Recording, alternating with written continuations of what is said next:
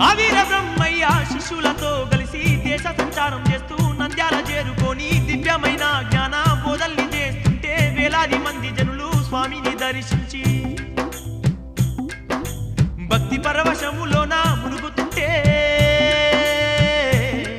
విశ్వ బ్రాహ్మణులొక్కరైనా రాకపాయే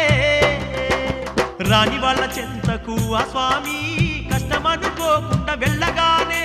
విశ్వ బ్రాహ్మణులంతా గర్వముతో బిర్రబీగిపోతుంటే ఆ స్వామి సమాధానానికి విశ్వ బ్రాహ్మణులకు చిర్రెత్తిపోయి నిజంగానే పుణ్య పోస్తారు. స్వామివారు పిడికడు అన్నాన్ని చేతబట్టి సిద్ధయ్యకు సైగ చేయగానే సిద్ధయ్యొక్కడే క్షణకాలంలో అన్నాన్నంతా తిని ఆకలి ఆకలి అంటుంటే విశ్వ బ్రాహ్మణులు భయపడి స్వామివారిని శరణు కోరుతారు. స్వామివారు తన పిడికెట్లో